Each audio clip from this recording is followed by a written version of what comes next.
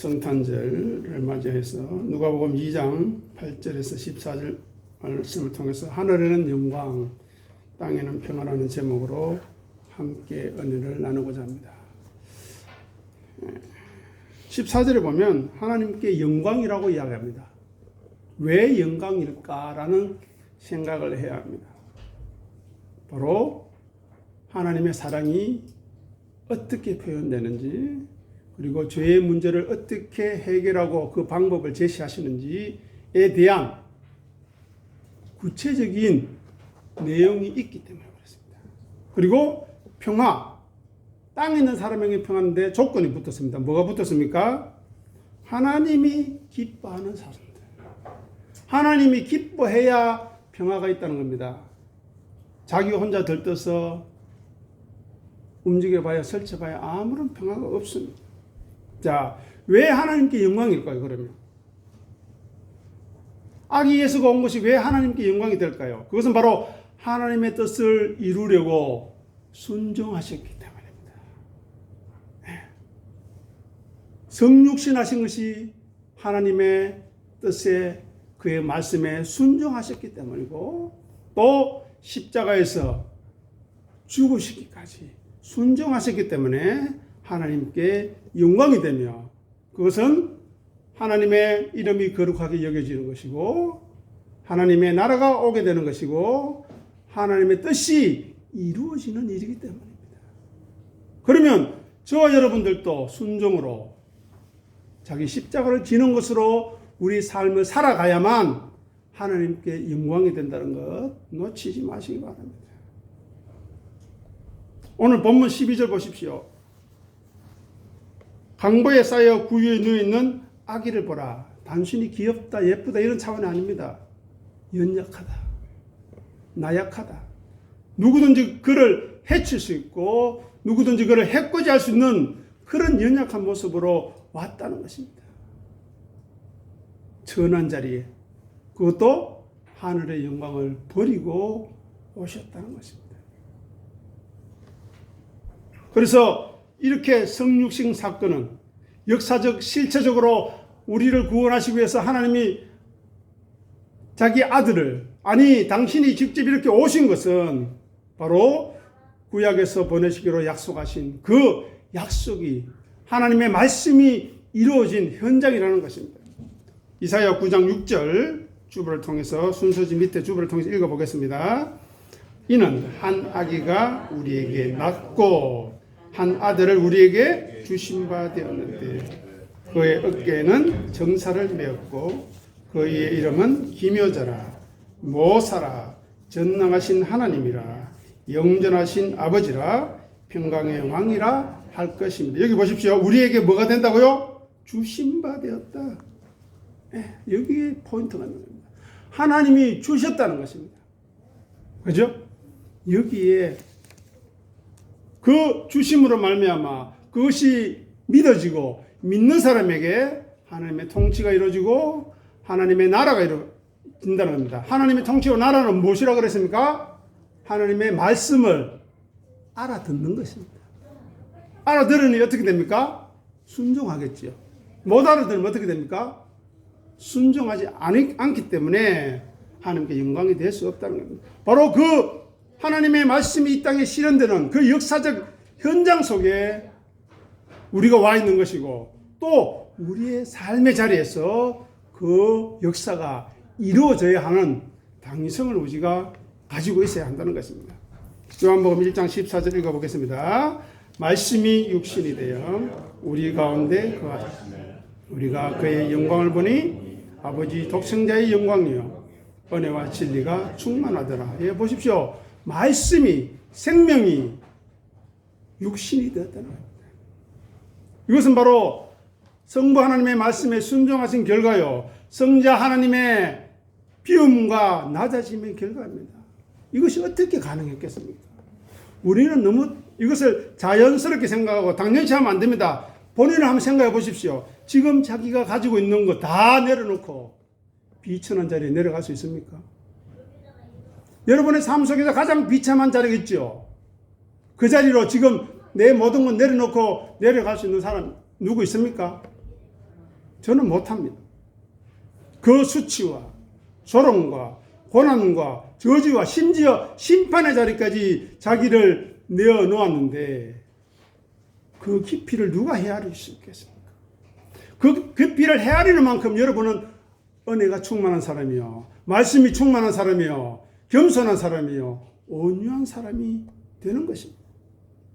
그리고 여기 보십시오. 아버지의 독생자의 뭐라고요? 영광이라고 이야기합니다. 영광을 이야기하면 우리는 화려하고 좋은 것만 생각하는데 예수님의 영광은 어떻게 나타났습니까? 보잘것없는 것으로, 연약한 것으로 나타난다는 것입니다. 위압적이지 않고 부드럽고 따뜻하고 또 사람들이 외면할 수 있는 모습으로 나타난다는 것입니다. 우리도 마찬가지입니다. 내 이야기를 들어줘야 되고 내가 내 의견이 관철돼야 되는 게 아니라 비록 나는 감춰지고 낮춰질지라도 나를 통해서 하나님의 영광과 뜻이 이루어지기를 기다리는 그 사람이 하나님의 사람이고 그것이 하나님의 뜻과 일치되어서 자기를 온전히 비운 그 영광을 말하는 것입니다. 그것이 바로 아버지 독생자의 영광입니다. 그러면서 뭐라고 이야기합니까? 은혜와 진리가 충만하다. 죄에 빠진 인간에게 그들을 구원하실 심령에게 주어질 충만입니다. 은혜를 받은 사람에게 예수님과 같이 자기를 비워서 아버지의 영광을 나타낼 충만인 것입니다. 그 내용을 계속해서 살펴보겠습니다. 요한복음 17장 옆으로 가셔서 16절에서 19절 읽어보겠습니다. 내가 세상에 속하지 아니함 같이 그들도 세상에 속하지 아니하여 싸움나이다. 그들을 진리로 거룩하게 하옵소서. 아버지의 말씀은 진리니이다. 아버지께서 나를 세상에 보내신 것 같이 나도 그들을 세상에 보내었고 또 그들을 위하여 내가 나를 거룩하게 하오니 이는 그들도 진리로 거룩함을 얻게 하려 함이니이다. 여기서 우리가 주명해야 할 단어는 이것입니다. 같이. 예수 그리스도께서 이 세상에 하나님의 뜻에 의해서 보내진 것 같이 악의 모습으로 연약하게 언제든지 공격당할 수 있고 언제든지 해치워질 수 있는 사라질 수 있는 연약한 모습으로 온 것 같이 성도들도 그렇게 보내어진다는 것입니다. 맹수로, 이리로, 호랑이로, 독수리로 보내진 것이 아닙니다. 어떻게 해요? 이리떼 가운데 어린 양으로 보내지는 거예요. 그것은 무슨 말입니까? 언제든지 잡아먹힐 각오를 하고 가라는 겁니다. 아니, 그렇게 하나님이 하시겠다는 겁니다. 예수님 같이, 예수님과 동일하게 자기를 비워서 순종할 때 아버지의 영광이 나타난다는 것입니다. 19절 보십시오. 그들도 진리로 거룩함을 얻게 하려 함이니이다. 어떻게 우리가 거룩함을 얻을 수 있습니까? 예수 그리스도와 함께 하면 되는 것입니다. 그죠? 예수 그리스도와 함께 하는 것이 어떤 것입니까? 예수님의 음성을 듣는 것입니다. 듣는 것이 뭐라고 했습니까? 하나님의 나라, 통치라고 했습니다. 그리고 그 음성을 듣고 분별하고 어떻게 해야 된다고요? 따라가야 된다. 양의 문으로 인도하실 때 따라가야 하고 천국 문으로 인도하실 때 따라가야 하고 하늘 곳간에 사여져야 하는 것입니다. 그 따름의 내용에 대해서 예수님은 분명하게 말씀하십니다. 요한복음 12장 26절 같이 읽어보겠습니다. 사람이 나를 섬기려면 나를 따르라. 나 있는 곳에 나를 섬기는 자도 거기 있으리니 사람이 나를 섬기면 네 여기 있으리라. 자, 여기서 주목해야 할 것은 이것입니다. 거기 있으리니 1번. 두 번째, 그를 귀히 여기시리라. 어떻게 하면은요, 예수님의 양으로서 예수님의 제자로서 그의 음성을 듣고 따르게 될 때 그렇게 하시겠다는 겁니다. 근데 예수님의 음성을 듣지 않는 이유가 무엇일까요? 자기 안에 자기가 가득 차 있어서 그렇습니다. 자기 생각, 자기 고집, 자기 경험, 이렇게 해야 돼, 저렇게 해야 돼. 나는 자기 의지가 가득 차 있어서 그렇습니다. 그렇지 않습니다. 우리는 예수님을 따라야 합니다.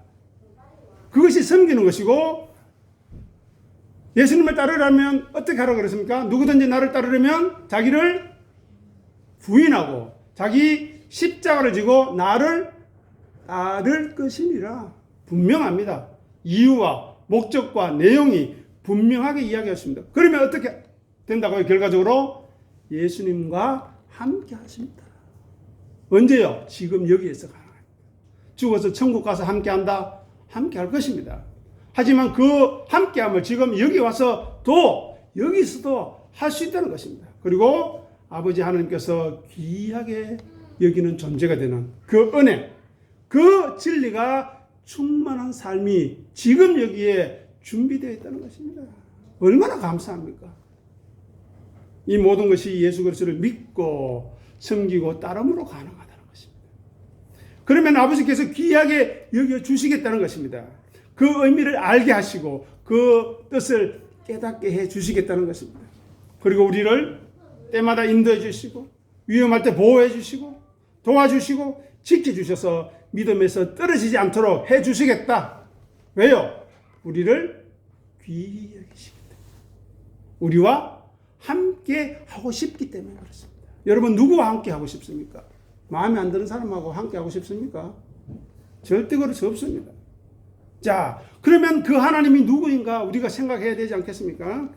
많은 내용이 있지만 시편 18편 1절에서 3절 말씀 읽어보겠습니다. 나의 힘이신 여호와여, 내가 주를 사랑하나이다. 여호와는 나의 반석이시요 나의 요새시요 나를 건지는 이시요 나의 하나님이시요 내가 그 안에 피할 나의 바위시요 나의 방패시요 나의 구원의 뿌리시요 나의 산성이시로다.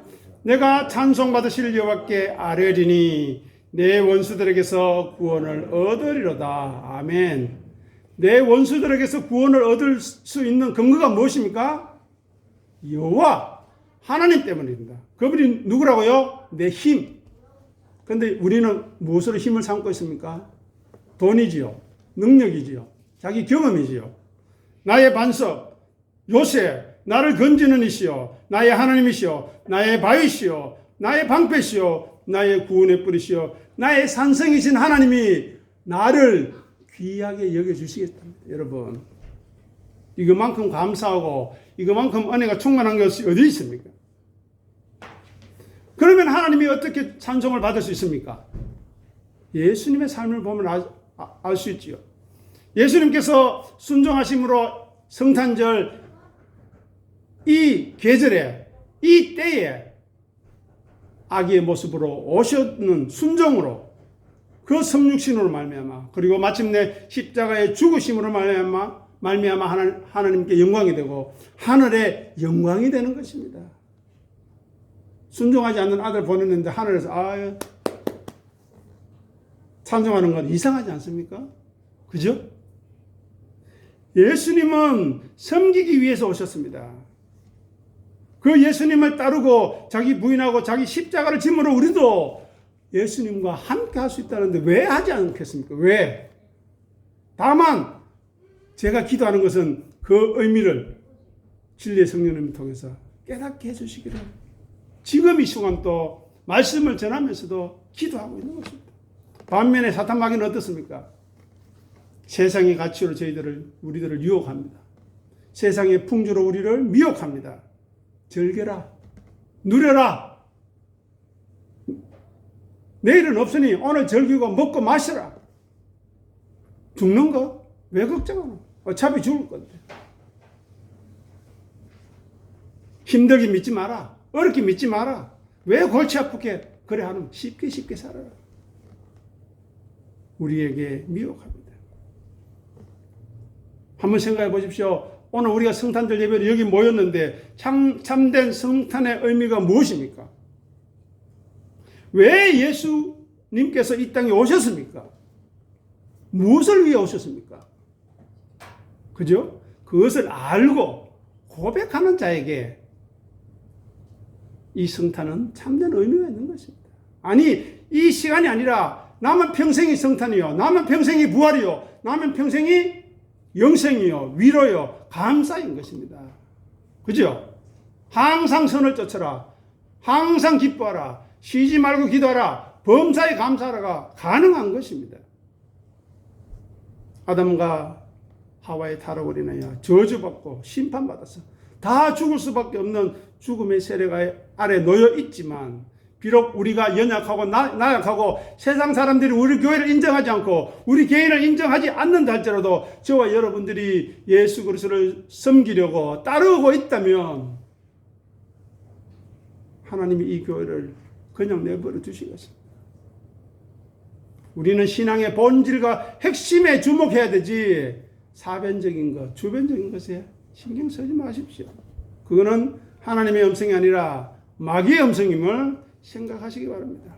디모데전서 1장 15절 읽어보겠습니다. 밑보다 받을 만한 이 말이요, 그래서 예수께서 죄인을 구원하시려고 세상에 임하셨다 하였도다. 죄인 중에 내가 개수니라. 아멘. 예수 그리스도는 오직 죄인을 구원하시려고, 저와 여러분을 구원하시려고 이 땅에 오신 것입니다. 거기 믿어지고 아멘이 되어야 합니다.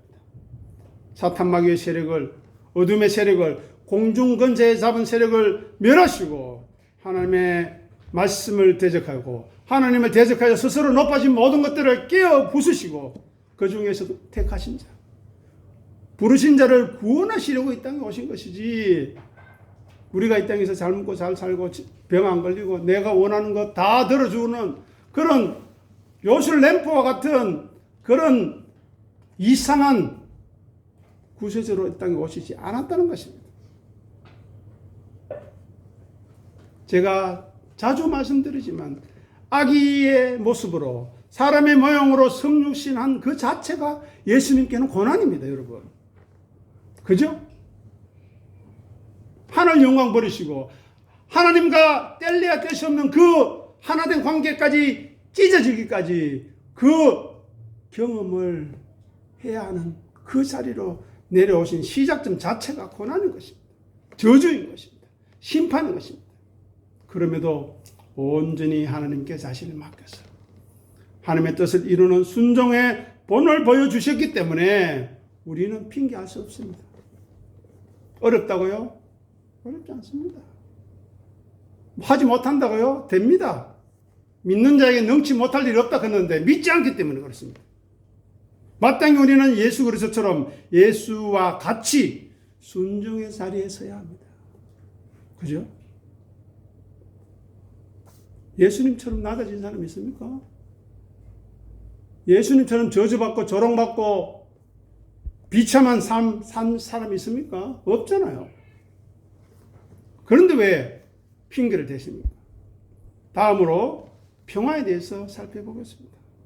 평화라는 말에 있어서 조건이 붙었다 그러죠. 어떤 조건입니까? 하나님이 기뻐하시는 사람들. 하나님이 싫어하시는 사람들에게는 평화 없습니다. 하나님이 정오하시는 사람에게는 평화가 없습니다. 하나님이 좋아하지 않는 사람에게는 평화가 없습니다. 요한복음 14장 27절 읽어보겠습니다. 평안을 내게 끼치노니 곧 나의 평안을 너에게 주노라. 내가 너에게 주는 것은 세상이 주는 것과 같지 아니하니라. 너희는 마음에 근심하지도 말고 두려워하지도 말라. 자, 세상이 주는 평안은 어떻습니까? 세상에서 사람들이 평안하다 할 때 뭐 때문에 평안하다 합니까? 소유가 넉넉할 때, 돈 많이 벌고, 그죠? 연봉 1억 넘고, 그 다음에 권력, 경고하고, 그죠? 나를 건드릴 사람, 나에게 시비 걸 사람 없어요. 시비 걸면 바로 박살 낼 수 있는 힘이 있으니까. 또, 자기 자존감이 높아질 때, 사람들이 인정해 줄 때, 아, 역시 대단하십니다. 역시입니다. 라고 할 때 세상 사람들은 평안하다 합니다. 하지만 그것은 일시적이죠. 그가 죽으면 끝입니다. 잠시 있다 사라질 것입니다. 이사야 선지자의 예언처럼 풀은 마르고 꽃이 시드는 것처럼 사라질 것입니다. 하지만 여호와의 말씀은 영원히 서게 될 것임을 아는 사람에게 평화가 있는 것입니다. 예수님께서 말씀하시죠. 나의 평안을 너에게 준다. 어떤 평안입니까? 비우고 낮춤으로 얻을 수 있는 평안입니다. 은혜와 진리가 비우고 낮추는 삶에 충만할 것입니다. 그곳에 하나님의 영광이 드러납니다. 그곳에 하나님의 하나님 되심이 아버지 되심이 증거되는 것입니다. 거기에는 인간적인 어떤 요소도 있어서는 안 됩니다. 그죠? 아멘 되십니까? 거기에 인간적인 어떤 요소도 들어있다면 그건 하나님의 영광이 아닙니다. 영광이 될 수가 없어요. 그리고 하나님께서 허락하지 않으십니다. 하나님을 너무 쉽게 보지 마십시오. 하나님이 무슨 줄 모르니까 악한 것들에게 미혹되어서 하는 짓입니다. 요한복음 16장 32절에서 33절 읽어보겠습니다.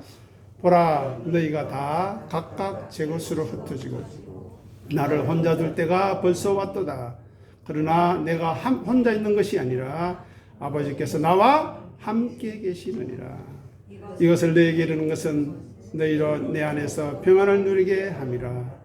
세상에서 너희가 환난을 당하나 담대하라. 내가 세상을 이겼노라. 여기서 주목할 것은 아버지께서 나와 함께 하십니다. 이 말이 생각나면 우리는 요한복음 12장 26절이 떠올라야 됩니다. 나를 섬기고 따르면 내가 있는 곳에 그도 함께 있게 하겠다. 하나님 아버지께서 예수 그리스도와 함께 할 수 있는 이유, 우리와 함께 할 수 있는 이유는 섬기고 따르기 때문입니다.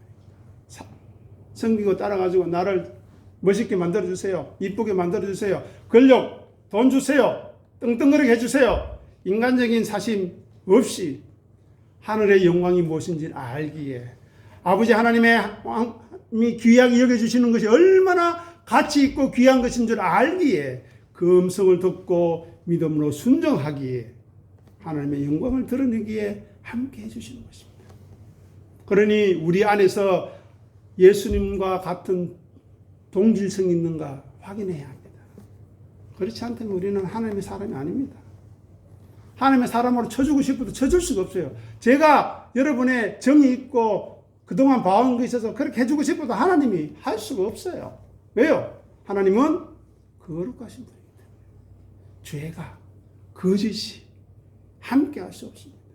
그러니 우리는 하나님의 통치에 순응하기 위해서 어떻게 할 것인가 생각해야 합니다. 답은 이미 나와 있습니다. 하나님의 말씀을 분별하고 하나님의 뜻을 이루려 순종하고 항복하려고 준비해야 합니다. 하나님이 그 항복과 순종에 하나님의 영광이 드러나는 것이고 그들에게 뭐가 있다고요? 평화가. 그들이 바로 하나님이 기뻐하시는 자들이기 때문에 물론 자기를 부인하고 자기 십자가 지는 일에 환난이 있고 고난이 있습니다. 그렇죠? 아무나 갈 수 있는 길이라면 넓은 길이라면 무슨 가치가 있겠습니까? 좁은 문이기 때문에 좁은 길이기 때문에 가치가 있는 거예요. 최소한 희소성의 가치라도 있는 겁니다. 그래서 예수님께서 말씀하셨어요. 내가 세상에 다시 올 때 믿는 자를 보겠느냐? 없다는 겁니다, 여러분. 저는 예전에 천국에 가면 아이고 저런 사람도 가면 속 시끄러워서 어떻게 가겠느냐 생각했는데 말씀을 묵상하면 묵상할수록 천국이 텅 비어 있습니다. 갈 사람이 없어요. 그런데 감사한 것은 하나님의 충만으로 충만한 곳이기 때문에 사랑으로 진리로 은혜로 충만한 곳이기 때문에 숫자에 관계없다는 것입니다. 하나님 나라는. 그것을 알 때 우리는 인내할 수 있고 연단을 받을 수 있고 소망으로 기뻐하시는 것입니다. 왜냐? 우리가 올바른 길을 가고 있고 그로 말미암아 당하는 고난은 무엇을 의미합니까? 바로 내가 바른 길을 걷고 있고 그것이 이미 내 손안에 승리가 주어져 있음을 말하는 것이기 때문입니다. 그것을 알고 믿고 깨달은 사람이 하나님이 기뻐하시는 사람입니다. 이미 우리의 모습은 천상에 하늘의 천상에 완성되어 있는 모습이 있습니다. 계시록 보십시오. 완성되어 있습니다. 천국 백성은 바로 믿음의 사람이요 하늘의 사람입니다. 그래서 지극히 높은 곳에서는 하나님께 영광이라는 뜻이 무엇인지 조금씩 알게 될 겁니다. 그리고 땅에서는 하나님이 기뻐하시는 사람들에게 평안하는 뜻이 무엇인가 조금씩 드러나는 것입니다. 그죠?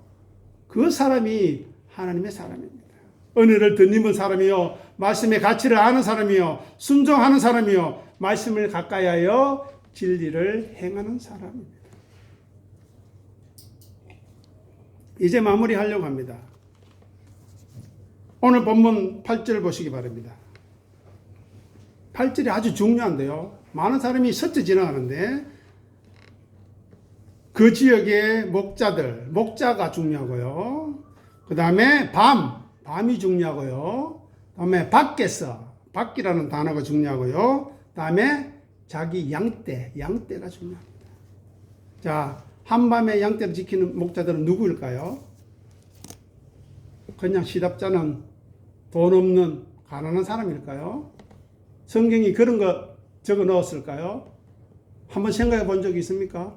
고민해 본 적이 있습니까? 그들은 바로 낮은 자리, 비워진 자리에 있는 사람들을 이야기합니다. 단순히 사회적 조건을 이야기하는 것이 아닙니다.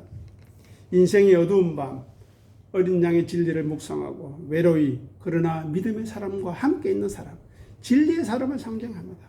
우리도 밤에 밖에 자기 양떼를 지키는 사람이어야 합니다. 그 자리는 신앙의 자리입니다. 남을 나보다 낫게 여기는 자리이며 섬김 받기보다는 섬기는 자리인 것입니다. 다시 한 번 더 확인드립니다. 밤은 타락하고 죄가 설치는 진리 없는 모든 것이 밤입니다. 어둠이죠. 그래서 창세기에서 이야기합니다. 밤이 되고 아침이 되니 밤에서 아침으로 빛으로 염으로 날로 바뀌어야 되는 것입니다. 다음에 밖에서 순례자죠. 세상이 인정하지 않는 사람들. 칭찬해 주지 않습니다. 화려하지 않습니다. 비록 초라하지만 어떤 사람입니까? 자기 양떼를 지키는 사람. 성경에서 최초의 목자가 누굽니까? 아벨이지요. 아벨의 이름의 뜻이 뭐라고 했습니까? 하벨이라고 했습니다. 하벨. 허무하다. 진리가 없이 허무하다. 어린 양의 진리를 알지 못한 삶은 허무할 수밖에 없다는 것. 즉 어린 양의 진리를 묵상하는 자들이 이들이라는 것입니다. 그러니 9절 보십시오. 그들에게 주의 사자가 곁에 서고 주의 영광이 그들을 두루 비추는 것입니다, 여러분. 아무 때나 천사가 가는 것이 아닙니다, 여러분. 지금 우리에게 주의 영광이 두루 비치는 믿음의 자리에 서 있는가 물어보십시오.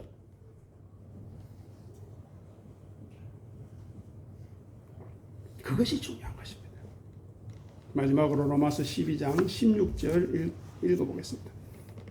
서로 마음을 같이하여 높은 데 마음을 두지 말고 도리어 낮은 데 처하며 스스로 지혜 있는 채 하지 말고.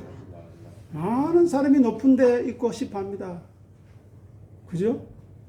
교회도 그렇고요.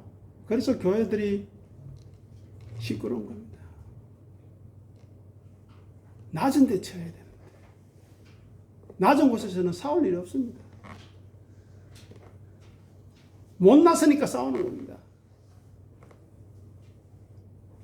남을 나보다 낮게 여기지 않기 때문에 갈등하는 겁니다. 내보다 나은 사람한테 내가 싸울 일이 뭐 있습니까? 인정해야죠. 감사해야 되죠. 네, 맞습니다. 비워지고 낮아진 곳에 은혜가 머물게 된다는 사실을 놓치지 마시기 바랍니다. 비워지고 낮아진 자리에 있는 사람에게 진리를 깨닫게 하신다는 것을 잊지 마시기 바랍니다. 그래야 우리 모두 하나님께 영광을 돌리는 순종으로 하늘의 평안을 누리는 하나님이 기뻐하시는 자기 부인과 자기 십자가의 길을 걸어가는 그 사람들에게 주의 영광이 두루 비치고 있다는 사실을 놓치지 마시고 감사하시고 기뻐하시고 이전과는 다른 놀라운 성탄의 기쁨이 우리의 마음과 생각을 주장할 수 있게 되기를 기도하고 축복합니다. 기도하겠습니다. 하나님 아버지 은혜를 감사합니다. 그저 스쳐 지나가는 성탄절이 아니라 예수 그리스도의 놀라운 하늘의 비밀과 진리와 겸손과 온유함과 우리를 향하신 하나님의 크고 놀라운 사랑이 충만한 은혜의 시간임을 확인하고 감사합니다. 이 은혜를 알지 못했다면 우리가 어떻게 되었겠습니까? 이 진리를 우리가 깨닫지 못했다면 어떻게 되었겠습니까? 주님, 불쌍히 여겨주심을 감사하고, 지금도 우리와 함께하여 주심을 감사하고, 우리에게 이 진리의 말씀을 조목조목 상세하게 가르쳐 주시니 감사합니다. 그 말씀을 따라 순종할 수 있도록, 그 길을 걸어갈 수 있도록 은혜 내려주시고 복 내려주시옵소서. 이 은혜에서 이 예배에 참석한 심령 중에 한 사람도 제외됨 없도록 주여 붙들어 주시옵소서.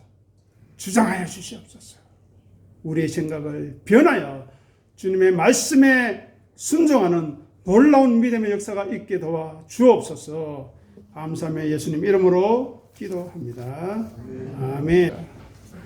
지금은 우리 주 예수 그리스도의 은혜와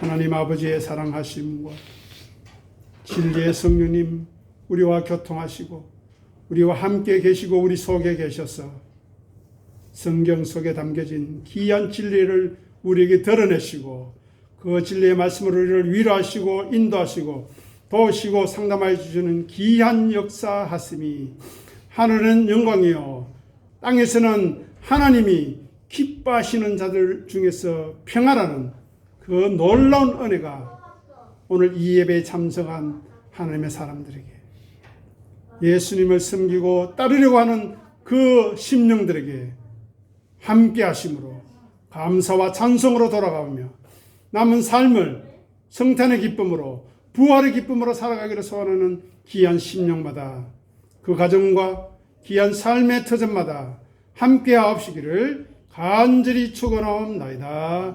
아멘.